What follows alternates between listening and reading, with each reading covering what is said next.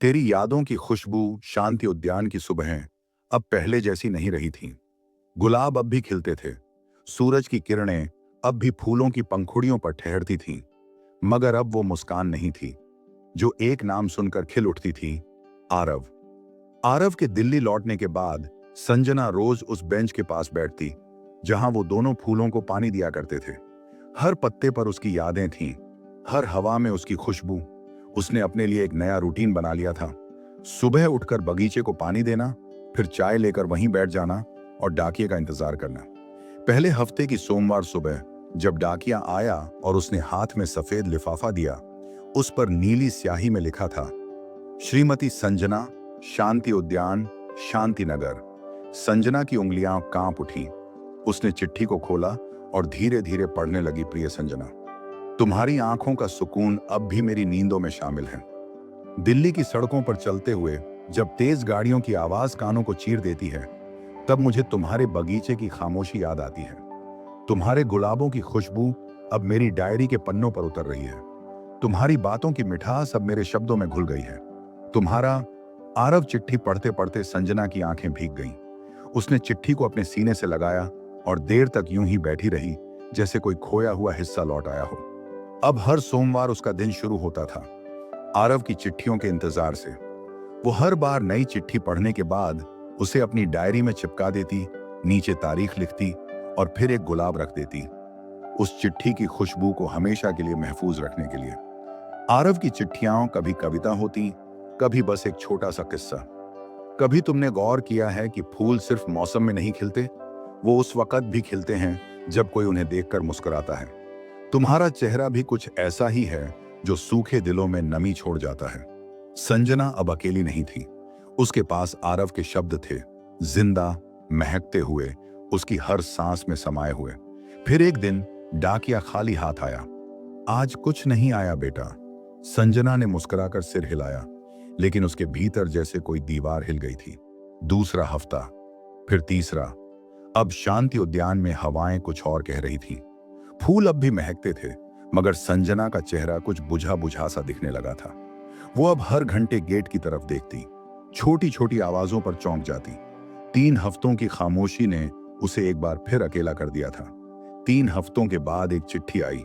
लिफाफा साधारण था, कोई सुगंध नहीं, कोई परिचित लिखावट नहीं। चिट्ठी पर लिखा था, नेहा मेहरा, दिल्ली AIIMS। संजना की उंगलियां सिहर गईं। उसने कांपते हाथों से लिफाफा खोला। नमस्ते, मैं डॉक्टर नेहा हूं। मैं आरव के साथ मेडिकल रिसर्च टीम में काम करती हूं। 3 हफ्ते पहले दिल्ली के एक पुल पर उसका एक्सीडेंट हुआ था।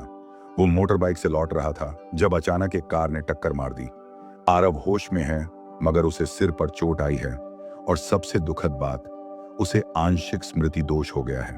वो अब तुम्हारा नाम नहीं लेता, मगर हमने जब उसकी डायरी खोली तो उसमें संजना नाम लिखा मिला। बहुत बार, बहुत गहराई से। शायद आप जानती हैं कि वो कौन थी। अगर हां, तो कृपया संपर्क करें। संजना की आंखों के आगे अंधेरा छा गया। उसे कुछ याद नहीं। ये शब्द हवा में कांपते रहे।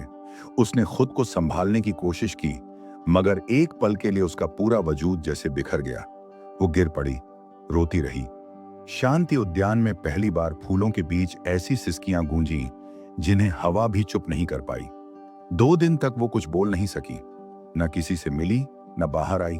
फिर एक सुबह उसने खुद को उठाया, कलम उठाई और एक कागज पर लिखा, प्रिय आरव, शायद तुम मुझे भूल चुके हो, मगर मैं वही हूं जिससे तुमने वादा किया था कि हर हफ्ते चिट्ठी लिखोगे।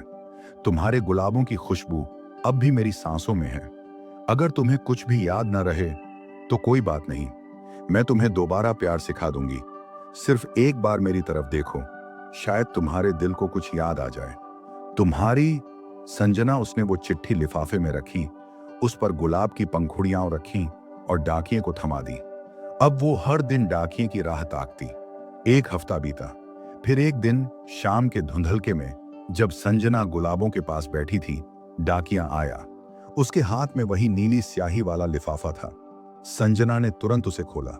संजना, मैंने तुम्हारे शब्द पढ़े, नहीं जानता क्यों, मगर तुम्हारी लिखावट को देखकर मेरी आंखें नम हो गईं। मुझे बहुत कुछ याद नहीं, मगर जब तुम्हारी चिट्ठी को छुआ तो दिल में कुछ धड़का। जैसे कोई भूली सी धड़कन फिर से जिंदा हो गई हो। मैंने अपनी डायरी में तुम्हारा नाम देखा, बार बार लिखा हुआ। मुझे नहीं पता कि हम क्या थे, मगर तुम्हारी चिट्ठी पढ़कर दिल चाहता है कि मैं वही सब फिर से जान सकूं। क्या तुम मुझे दोबारा जानने दोगी? तुम्हारा, शायद वही आरव जो कभी तुम्हारा था। इस चिट्ठी ने संजना को फिर से जिंदा कर दिया। उसने पहली बार खुद को आईने में देखा। कमजोर चेहरा, सूजी हुई आंखें, लेकिन उनमें अब उम्मीद की लौ थी।